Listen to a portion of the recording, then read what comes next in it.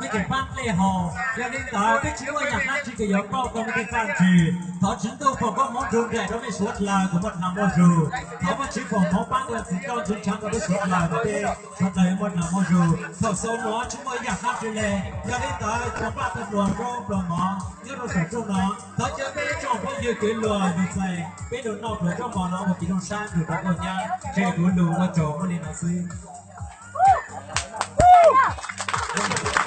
đó là lời phát biểu thất tình của bác đại diện cho hai bên gia đình ạ.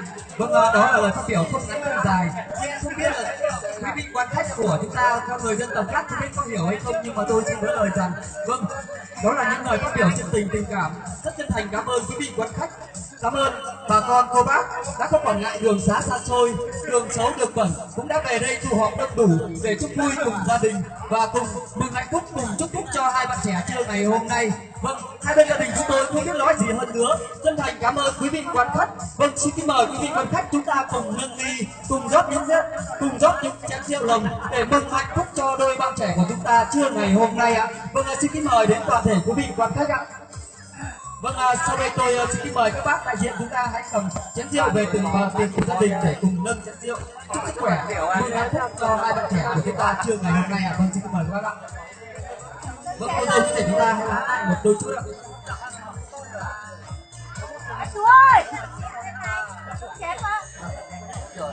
Mày từ đây rồi. Tháng 5 năm vẫn còn. Vâng, để thể hiện tình yêu đó, để chứng minh rằng tình yêu chưa thể dành cho cô dâu thực sự là thiêng liêng và cao quý, thì trước sự chứng kiến của toàn thể quý vị quan khách, quý bà con cô bác cùng toàn thể hai quan viên hai họ để minh chứng rằng tình yêu chú rể dành cho cô dâu thực sự là thiêng liêng và đúng như lời chú rể đang nói, đó là qua hành động hôn môi cô dâu, một nụ hôn thật nồng cháy để chứng kiến, để mọi người cùng chứng kiến. Vâng ạ.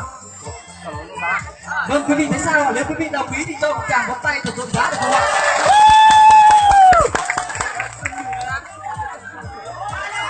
Hôn nhau đi! Hôn nhau đi! Vâng, quý vị còn lóng hơn ở bây giờ như thế. Vâng ạ. Vâng, quý vị còn một đôi chút nữa. Vâng, trước khi hôn thì ban tổ chức chúng tôi phỏng vấn chú rể một đôi chút ạ. Vâng, chú rể đã hôn cô dâu nhiều chưa ạ? Vâng, chú rể nói rằng là chú rể chưa hôn cô dâu nhiều lắm, nhưng mà thể hiện tình cảm ngày hôm nay thì chú rể sẽ thể hiện một nụ hôn thật ngọt ngào và tình cảm nhất để cho mọi người cùng chứng kiến ạ. Vâng, tôi đếm từ 3 đến 1 ạ. Chú rể, cô dâu chú rể người ta hãy quay mặt vào nhau ạ. Vâng, cô dâu những mắt biểu cảm tôi trước ạ. Vâng.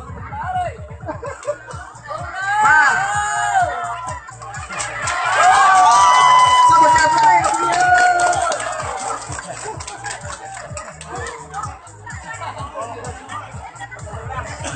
Thưa động viên này họ, thưa quý vị, ý thức trao nụ hôn vừa rồi cũng đã khép lại chương trình buổi lễ cưới trưa ngày hôm nay. Vâng, sau đây ban tổ chức chúng tôi xin kính mời cô dâu chú rể chúng ta hãy quay về từng bàn tiệc của gia đình để cùng nhau đi chúc sức khỏe đến toàn thể quý vị và các chị chúng ta. Vâng ạ.